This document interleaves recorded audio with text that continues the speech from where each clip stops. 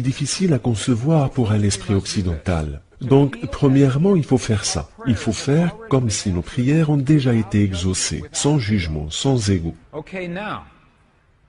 Bien, maintenant, nous allons changer de lieu et nous allons nous rendre dans un autre monastère, un monastère qui se trouve dans les montagnes égyptiennes cette fois-ci. Ce que nous avons là, ce sont les montagnes d'Égypte. Et c'est très important car lorsque nous pensons à l'Égypte, nous n'imaginons pas des montagnes, mais le désert et la mer. Mais le monastère que nous avons ici se trouve dans les montagnes égyptiennes.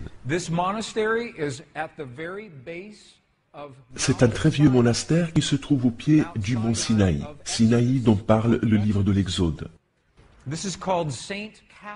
Le monastère s'appelle le monastère de Sainte Catherine. Quelqu'un s'est-il déjà rendu dans ce monastère? Bien, vous connaissez donc déjà ce que vous allez voir ici. Vu de l'extérieur, le monastère a l'air très vieux.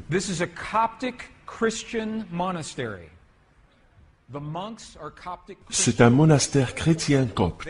Les moines sont des chrétiens coptes. Ils se lèvent à 4 heures du matin pour commencer leur prière. Ils vont se coucher avec le coucher du soleil. Ils n'ont pas d'électricité qu'ils peuvent utiliser. Ils ont de l'électricité, mais ils ne l'utilisent pas. Ils font brûler du pétrole pour avoir de la lumière. Ils font cuire leur pain au soleil. Ils pompent leur eau dans des puits tous les matins. Le monastère a une allure primitive. De l'extérieur. Attendez cependant de voir à quoi ressemble l'intérieur du monastère. J'étais moi-même très étonné quand je l'ai vu, sachant que c'est un monastère qui se trouve au milieu du désert, au milieu de nulle part. Regardez l'intérieur de ce monastère. La première fois que j'ai vu ça au milieu du désert, je me suis dit, comment peuvent-ils faire ça? Et puis je me suis rappelé que le monastère existait depuis 1500 ans. Ils ont eu 1500 ans pour le décorer.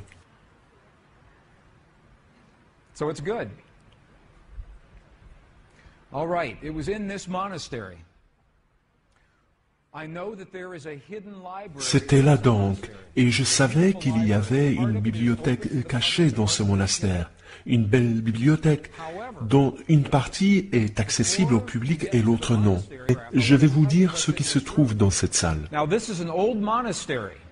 Et comme vous le savez, maintenant il s'agit d'un vieux monastère où ils font cuire le pain à la chaleur du soleil.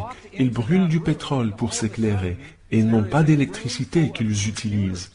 Cependant, quand nous sommes entrés dans cette salle, nous avons été surpris de voir qu'il y avait plein d'ordinateurs. Des ordinateurs de marque Apple, Macintosh, IBM, des scanners, des satellites. Et j'ai demandé, mais qu'est-ce que donc vous faites dans cette salle? And the monk became very serious. He said, "We have been in this monastery 1500 years. And we've been very fortunate." À cette question, le moine est devenu très sérieux. Nous avons été dans ce monastère, m'a-t-il dit, depuis 1500 ans. Et nous avons eu de la chance, car nous n'avons jamais été envahis par une armée étrangère. Nous n'avons jamais été assujettis. Mais nous pensons, poursuivit-il, que ce monastère sera détruit de notre vivant. Quelque chose surviendra. Il y aura une guerre dans cette partie du monde et ce monastère sera détruit. Et avant que ça n'arrive, m'a-t-il dit, nous allons scanner chaque page de chacun de nos anciens textes pour les mettre sur la toile pour les générations à venir.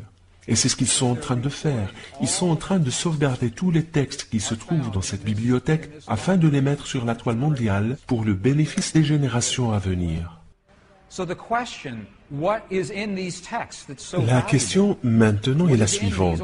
Qu'est-ce qu'il y a de si précieux dans ces textes? Qu'est-ce que ces textes contiennent de si fabuleux? Bien. D'abord, certains de ces textes contiennent des figures, des images de Jésus. Cette figure, par exemple, a été créée dans les 300 ans qui ont suivi la mort de Jésus, à partir des descriptions faites par des gens qui ont vécu avec lui et l'ont vu. Nous avons là peut-être l'une des représentations qui s'approche le plus de la réalité. Il y a plein de beaux manuscrits enluminés, comme celui-ci. Il y a de beaux livres, Des textes chrétiens coptes, les premières Bibles chrétiennes qui ont été écrites seulement 300, 200 ou 100 ans après Jésus. Et c'est la raison pour laquelle je vous ai emmené dans ce monastère. Je voulais partager avec vous un de ces textes qui a été écarté de la Bible chrétienne, mais qui existe encore dans ce monastère. Nous l'avons vu et vous verrez une image de ce texte ici même. Combien êtes-vous à avoir entendu parler de l'Évangile selon Thomas? Quelques-uns. Very, very powerful text. The lost gospel of Thomas is powerful. Un texte fabuleux. L'Évangile selon Thomas est fabuleux, car on pense que ce livre contient les paroles authentiques de Jésus quand il enseignait de son vivant à ceux qui l'entouraient comment utiliser le pouvoir de l'émotion humaine. Et je vais partager ces images avec vous. Nous avions dit tout à l'heure que pour déclencher le pouvoir de la divine matrice, nous devons d'abord comprendre comment ça marche. Et la science nous dit comment ça marche.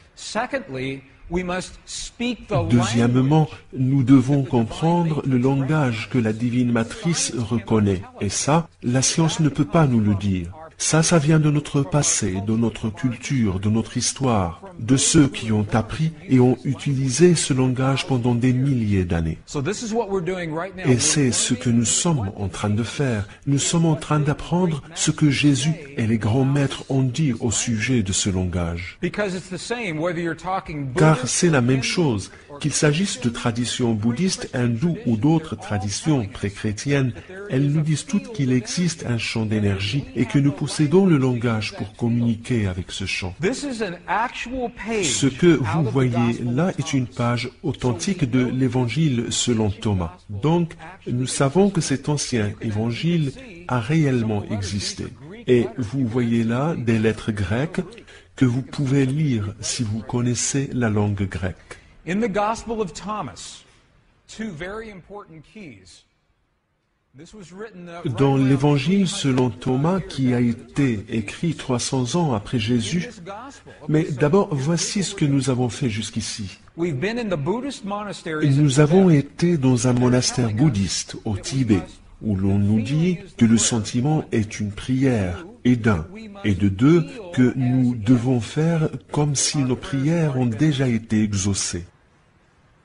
Et maintenant, nous nous trouvons dans un monastère égyptien avec des textes qui, avant d'être écartés, faisaient partie de nos traditions. Et nous allons voir dans ces textes les instructions qui nous disent comment procéder. C'est bon si on fait ça? Si vous avez une copie de l'Évangile selon Thomas, allez au verset 106, d'après la traduction qui en a été faite à la bibliothèque Nag Hammadi. Et si vous n'avez pas une copie de cet Évangile, vous pouvez la trouver dans n'importe quelle bibliothèque. Le verset 106, regardez ce que dit l'Évangile manquant selon Thomas. Il dit, lorsque la pensée et l'émotion ne font plus qu'un.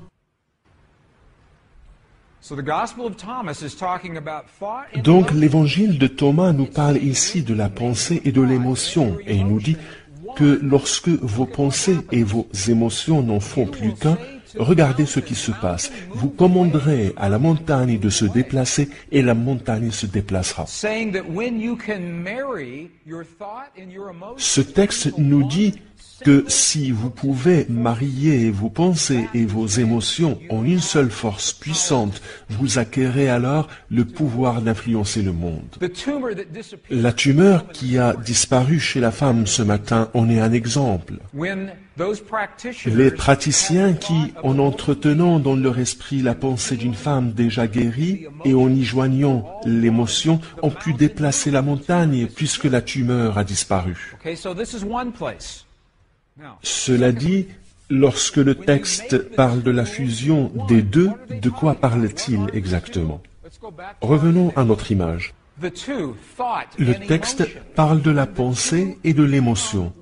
Lorsque les deux n'en font plus qu'un dans notre cœur, nous créons un sentiment dans notre corps.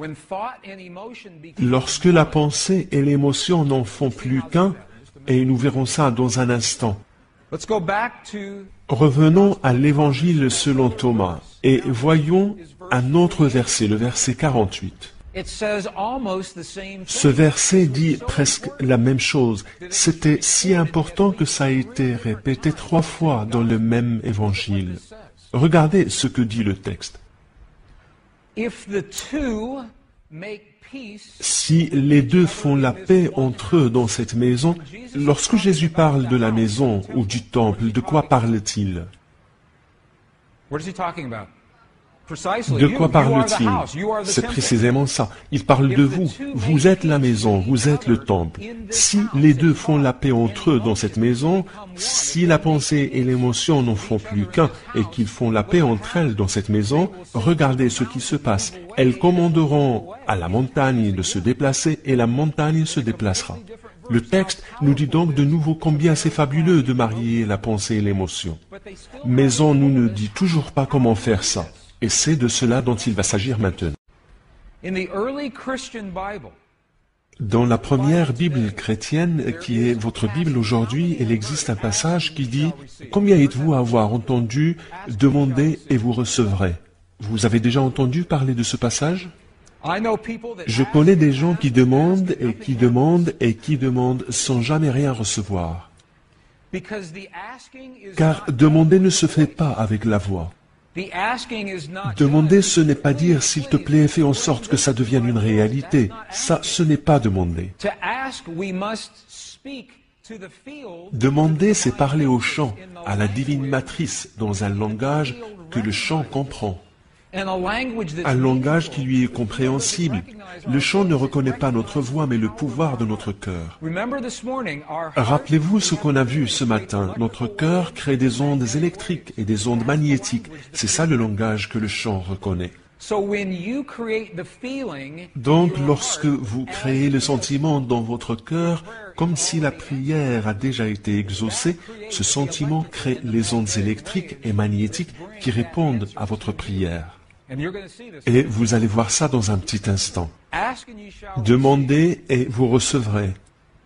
While we still have Bien que ce passage existe encore dans notre texte, in the Bible that you si vous have prenez la today, Bible the du King roi James Jacques et que vous alliez à l'Évangile selon Jean chapitre 16 versets 23-24, le passage existe mais sous une forme condensée puisque le texte a été modifié. The edited version looks like this.